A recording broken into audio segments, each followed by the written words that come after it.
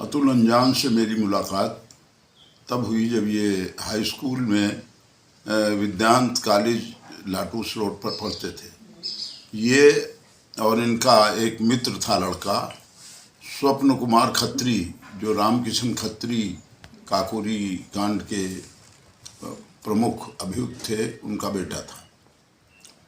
और ये लोग लखनऊ के छात्र आंदोलन में प्रमुख भूमिका निभा रहे थे। तब तक ये कम्युनिस्ट नहीं हुए थे अतुल अंजान, लेकिन चूंकि कम्युनिस्ट पार्टी का दफ्तर उसी जगह पर था और जो बैठका था तो एक चौधरी साहब थे रुदौली के, उनका होटल था बारादरी के सामने, जहाँ हम सब लोग बैठा करते थे और विश्वविद्यालय से आके तो ये लोग भी बैठते थे। अतुल अंजान से उसी बीच में मित्रता बढ़ती गई और बिल्कुल छोटे भाई की तरह उनके साथ वो हमारे साथ रहने लगे। फिर हिंदी आंदोलन आया, उसमें उनकी प्रमुख भूमिका थी दोनों लोगों की। और इनके पिताजी से भी, डॉक्टर साहब से भी संबंध बन गए, क्योंकि उसी जगह पर जहाँ पुराना आरटीओ ऑफिस था उसी जगह पर इनका घर था। अतुल अंजान की कर्मठता के बारे में बस मैं एक घटना बताऊंगा कि ये जो जमील है सिपहिया का ब्लॉक प्रमुख था, ये इसके गांव में पुलिस के लोगों ने इन लोगों पर एक फर्जी मुकदमा बना दिया कि शायद पुलिस के ऊपर इन लोगों ने संगठित रूप से हमला कर दिया, और उसमें जमील जो है वो भारतीय राष्ट्रीय सुरक्षा अधिनियम के तहत गिरफ्तार हुआ। अब जो उत्तर प्रदेश सरकार की कमेटी थी उसने उस नज़रबंदी को कन्फर्म कर दिया। अब इसके पास दो विकल्प रह गए थे, एक हाई कोर्ट और एक केंद्रीय गृह मंत्री।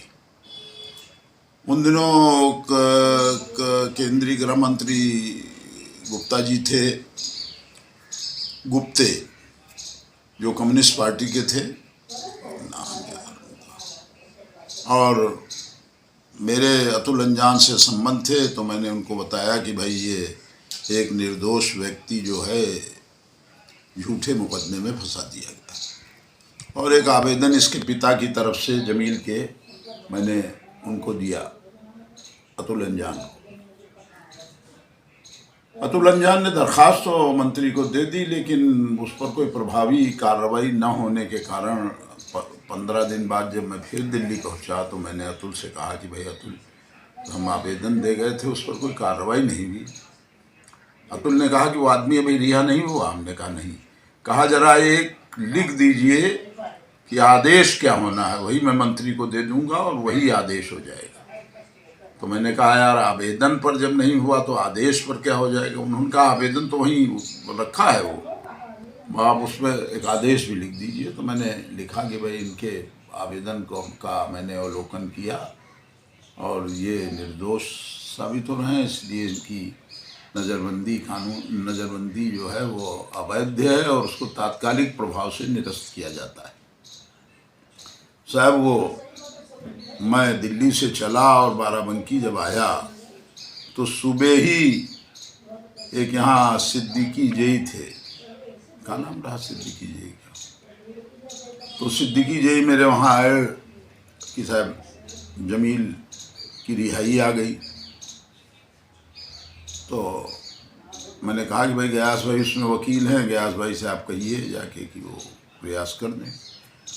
गयास भाई ने कहा कि भाई जो राजनाथ ने पैरवी की है उन्हीं से। तो मैं डीएम के वहाँ पहुँचा और साहब डीएम ने तत्काल प्रभाव से उनकी जमील की रिहाई हुई। तो अतुल अंजान कम्युनिस्ट पार्टी में इस हद तक प्रभावी थे कि भारत सरकार के गृह मंत्री से जो मैंने लिखा था उसी आधार पर, उस आदेश पर जमील की रिहाई हो गई। अतुल अंजान अन्याय के विरुद्ध लड़ने की उनमें एक क्षमता थी, शक्ति थी। और फिर वो लखनऊ विश्वविद्यालय के अध्यक्ष तो तब बने जब हम लोग विश्वविद्यालय छोड़ के चले आए। उम्र में भी हमसे बहुत छोटे थे, शायद इस समय वो 70 साल के आसपास ही होंगे, तो करीब 9-10 साल हमसे छोटे थे। और इस तरह से वो निरंतर गांधी जी के किसी न किसी कार्यक्रम में, इधर जब से बीमार पड़ गए नहीं तो प्रायः साल 2 साल में एक बार गांधी भवन आते थे। और वो उनका एक अपनत्व का रिश्ता था। दिल्ली में जब मैं दिल्ली जाता था तो फिर उसी जगह पर हर्षवर्धन के मकान के पास ही कम्युनिस्ट पार्टी का दफ्तर था, जहाँ हर्षवर्धन का सांसद का बंगला था। तो वो कभी खुद चले आवें और कभी मुझसे बतावें कि 11 बजे मैं आ जाऊंगा।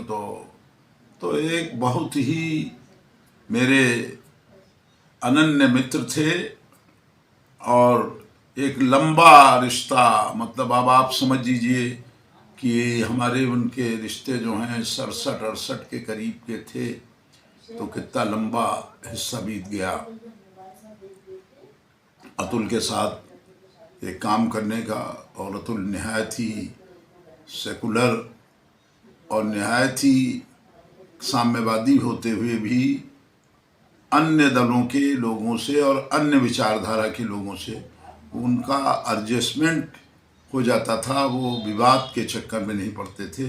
अपनी वैचारिक प्रतिभा का काम तो अलग करते थे, लेकिन मित्रों के बीच में वो मित्रों जैसा भाव करते थे। और आज उनके मृत्यु का समाचार मिलकर बेहद तकलीफ हुई और मैं उनकी ईश्वर से आत्म शांति की प्रार्थना करता हूँ।